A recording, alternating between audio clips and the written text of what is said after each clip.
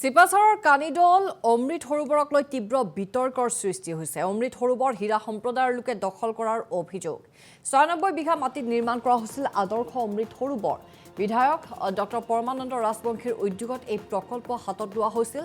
যুৱক যুৱতীৰ আত্মনিৰ্ভৰশীলতাৰ লক্ষ্যৰে খন্দা হৈছিল এই সৰোবৰ। পূৰ্বে হীৰা খিলঞ্জীয়া মুছলমান কোচ সম্প্ৰদায়ৰ দখলত আছিল ভূমি আৰু বৰ্তমান হীৰা সম্প্ৰদায়ে এককভাৱে দখল কৰাৰ অভিযোগ উঠিছে।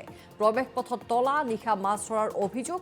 লাখ লাখ টকাৰ মাছ পোনা এৰা হৈছিল সৰোবৰত আৰু তিনিওটা সম্প্ৰদায়ৰ মাজত সৰোবৰটো ভাগ বটোৱাৰাৰ দাবী। প্ৰশাসন আৰু বিধায়কৰ হস্তক্ষেপৰ আহ্বান।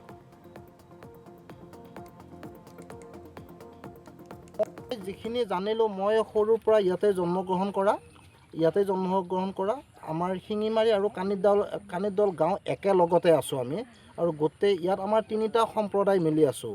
আমাৰ হিন্দু সম্প্ৰদায়ৰ আমাৰ কোচ জাতি, হীৰা জাতি আৰু মুছলিম জাতিটো আমি একেলগে এই গাঁও দুখনত বসবাস কৰি আছোঁ। তাতে মই গম পোৱা মতে এইখিনি মাটি চৰকাৰী বুলি আমি খবৰ এটা পাইছিলোঁ। চৰকাৰী বুলি মই অনলাইনো চাইছিলোঁ আজি কিছুদিন আগত। প্ৰায় 100 বিঘা 95 বিঘা কিবাখিনি একচুৱেল হিচাপটো মোৰ তাত নাই। মই অনলাইন যোগে চাওঁতে চৰকাৰী বুলি দেখা পাইছিলোঁ। প্ৰায় 6-7 বছৰ আগত মণ্ডল কানানগো আহি এইখিনি কিবা জৰীপ কৰিলে নেকি, অকণমান মেপিং কৰি উচ্ছেদ কৰি যিখিনি মানুহে দখল কৰি খাই খেতি বাতি কৰি আছিল সেইখিনি কৰি অমৃত সৰোবৰৰ আঁচনি এটা গইনা লৈ আমাৰ ৰাইজৰ খাতিৰতেই কৰিছে। এটা উন্নয়ন কৰিলে 4টা পুখুৰী খান্দি তাত ফেঞ্চিং দি এটা ভাল অনুষ্ঠান এটাও হ'ব বুলি আমিও আশাবাদী হৈ আছিলোঁ। কিন্তু কি হৈছে গম নাপাওঁ। এটা সম্প্ৰদায়ে চিপাঝাৰৰ কানিদল অমৃত সৰোবৰক লৈ তীব্ৰ বিতৰ্কৰ সৃষ্টি হৈছে। অমৃত সৰোবৰ হীৰা সম্প্ৰদায়ৰ লোকে দখল কৰাৰ অভিযোগ। ৯৬ বিঘা মাটিত নিৰ্মাণ কৰা হৈছিল আদৰ্শ অমৃত সৰোবৰ। বিধায়ক ডক্টৰ পৰমানন্দ ৰাজবংশীৰ উদ্যোগত এই প্ৰকল্প হাতত লোৱা হৈছিল। যুৱক যুৱতীৰ আত্মনিৰ্ভৰশীলতাৰ লক্ষ্যৰে খন্দা হৈছিল এই সৰোবৰ। পূৰ্বে হীৰা খিলঞ্জীয়া মুছলমান কোচ সম্প্ৰদায়ৰ দখলত আছিল ভূমি আৰু বৰ্তমান হীৰা সম্প্ৰদায়ে এককভাৱে দখল কৰাৰ অভিযোগ উঠিছে। প্ৰৱেশ পথত তলা নিশা মাছ ধৰাৰ অভিযোগ। লাখ লাখ টকাৰ মাছ পোনা এৰা হৈছিল সৰোবৰত আৰু তিনিওটা সম্প্ৰদায়ৰ মাজত সৰোবৰটো ভাগ বটোৱাৰাৰ দাবী। প্ৰশাসন আৰু বিধায়কৰ হস্তক্ষেপৰ আহ্বান।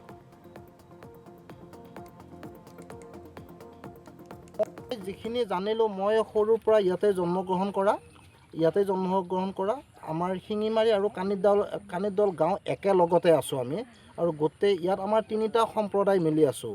আমাৰ হিন্দু সম্প্ৰদায়ৰ আমাৰ কোচ জাতি, হীৰা জাতি আৰু মুছলিম জাতিটো আমি একেলগে এই গাঁও দুখনত বসবাস কৰি আছোঁ। তাতে মই গম পোৱা মতে এইখিনি মাটি চৰকাৰী বুলি আমি খবৰ এটা পাইছিলোঁ। চৰকাৰী বুলি মই অনলাইনো চাইছিলোঁ আজি কিছুদিন আগত। প্ৰায় 100 বিঘা 95 বিঘা কিবাখিনি একচুৱেল হিচাপটো মোৰ তাত নাই। মই অনলাইন যোগে চাওঁতে চৰকাৰী বুলি দেখা পাইছিলোঁ।